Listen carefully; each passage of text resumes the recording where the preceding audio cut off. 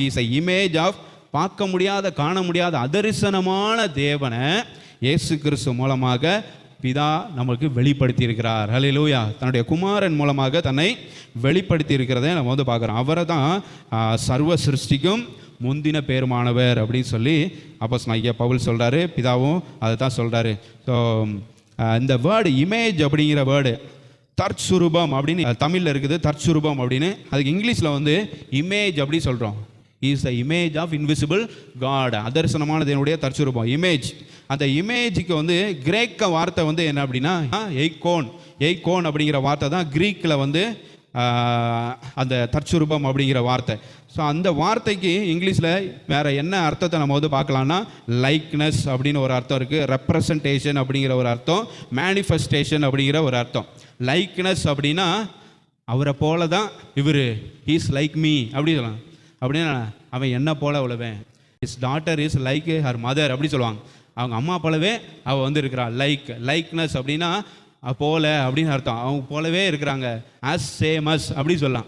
அவங்க மாதிரியே as same as அப்படின்னு வந்து என்ன பண்ணுவாங்க சொல்லலாம். அதான் வந்து லைக்னஸ். ரெப்ரசன்டேஷன் அப்படின்னா பிரதிநிதி. அவங்களுக்கு பதிலாக அவங்க வர முடியாது, அதனால தான் அவங்களுக்கு பதிலாக இவர் தான் ரெப்ரசன்டேஷன், இவர் தான் ரெப்ரசன்டேட்டிவ் அப்படி சொல்லுவாங்க. ஸோ அதான் ரெப்ரசன்டேஷன். மேனிஃபெஸ்டேஷன் அப்படின்னா ரெவலேஷன், வெளிப்பாடு. மேனிஃபெஸ்டேஷன்னா வெளிப்பாடு அப்படி சொல்லி அர்த்தம். ஸோ இது எல்லாமே யார்? இயேசு கிறிஸ்து. பிதாவை போலவே உள்ளவர் இயேசு கிறிஸ்து. ரெப்ரசன்டேஷன், பிதாவோட பிரதிநிதி யார்? இயேசு கிறிஸ்து.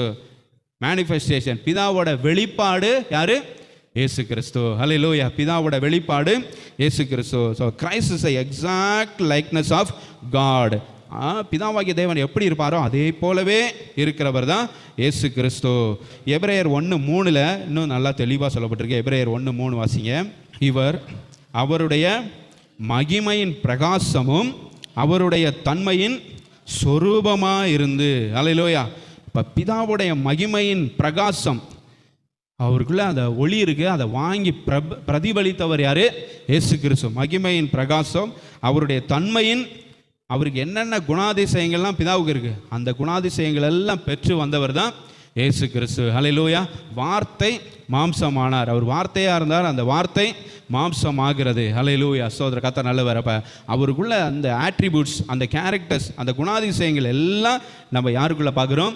இயேசு கிறிஸ்துவுக்குள்ளே நம்ம வந்து பார்க்க முடிகிறது. அதான் வந்து அதரிசனமான தேவனுடைய தற்சுரூபமாக இயேசு கிறிஸ்து இருக்கிறார் அப்படிங்கிறதுக்கு ஒரு அர்த்தம். ஹல்லேலூயா.